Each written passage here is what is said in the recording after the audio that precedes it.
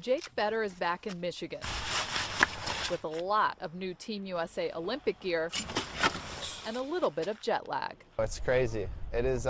It's pretty surreal to be back in my hometown right now after a wild ride.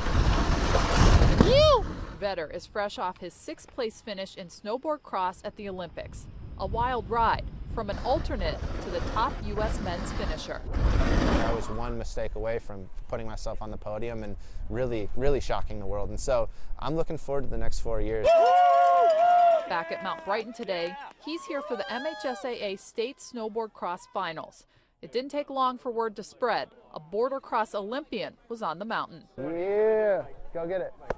Get it. It's really cool to see that someone was an Olympian and they started here training. What a beautiful day. We're out here shredding with some new homies, Mount Brighton. Let's go. Vetter says by meeting kids, and even riding with some of them, he hopes to inspire, proving you can get your start right here, and if you work hard, you may just make it to the Olympics one day. Yeah, as a sophomore, I won states here, and it's just, again, to these riders, there's a lot of talent out here, and it just shows that you can really make it from this place, and there's a lot of talent out here in the Midwest, and it's cool to see.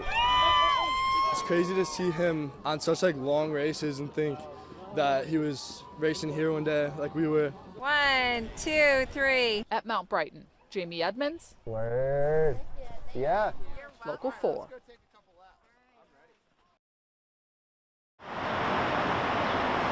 It doesn't matter the league. It doesn't matter which ballpark. Opening day is a special day, especially for those trying to make this game their career. Another day, let's get it. I do want to play in the big leagues one day and, keep chasing this dream as long as I can.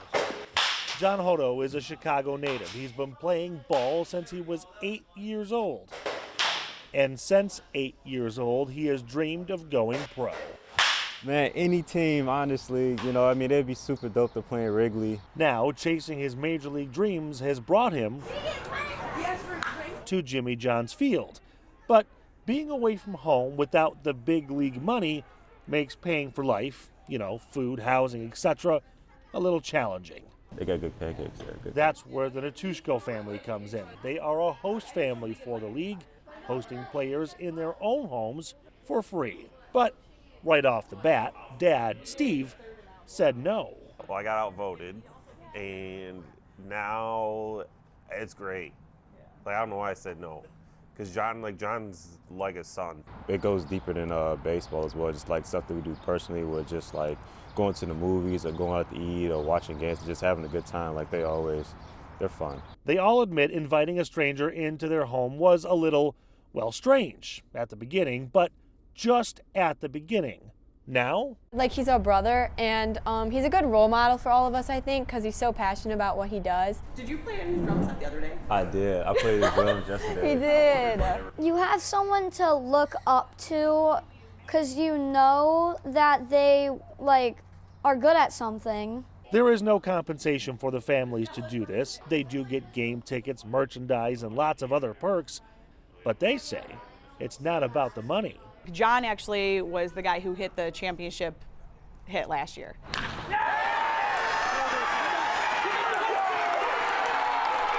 So seeing John succeed in that and being there with his mom, hugging each other, having that moment with her, that was everything. That's rewarding in itself. John is a Utica unicorn with 2 championships under his belt and now starting his 3rd season.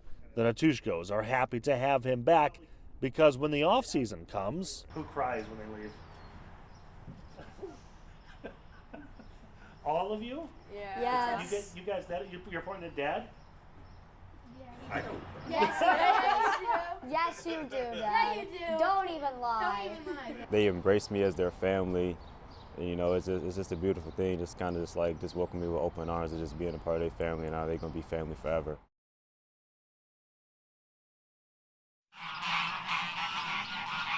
Oh my goodness, my girl. Where's your tea first? It's barely sunup at Sasha Farm in Manchester, but Daisy Bell is already pacing the pasture, searching for her morning rubdown.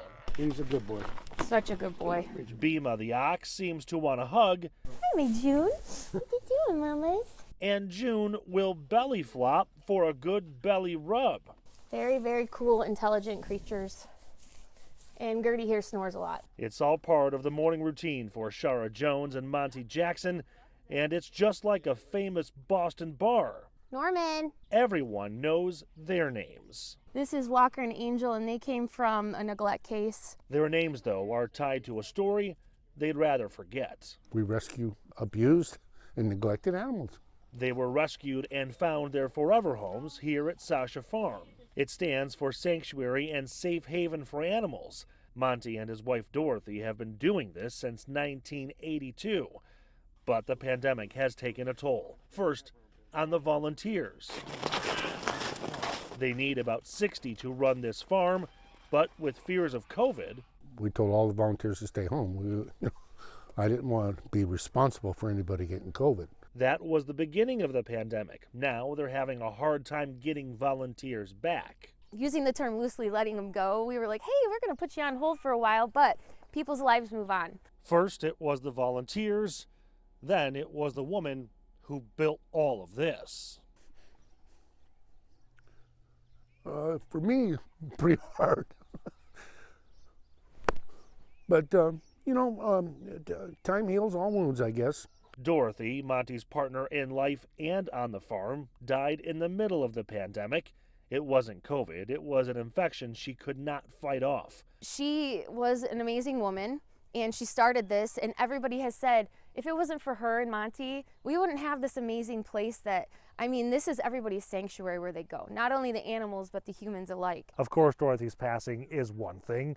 The pandemic and the volunteers is another, but the biggest hit has been financially. They have a lot of events every single year, and that's a lot of money that can't come in now that was helping Danny and his friends. It cost at least, bare bones, a couple $100,000 a year to run this place. And they have lost at least that in a lack of fundraisers. They host 4 to 5 events every year, their main fundraisers. All of that brings in the revenue that we need as a nonprofit. And we've lost quite a bit of money the last couple years. So don't let this smile fool you. They need help in volunteers and donations to keep Sasha Farm running. A lot of times when animals are abused and neglected, it's hard for them to trust again, but they bounce back. But they won't be able to. Johan, be nice. Without a place to call home. We rescue neglected and abused animals, and they deserve 100% care. And if we don't have the money to do that, we can't take in more animals, we can't help more animals, and we can't spread the word as much as we'd want to. I'm out. In Manchester. Thank you. Oh, you're welcome, sir. After you. Nick Monticelli. Bye, D-Bill. See you later. Local 4 News Today.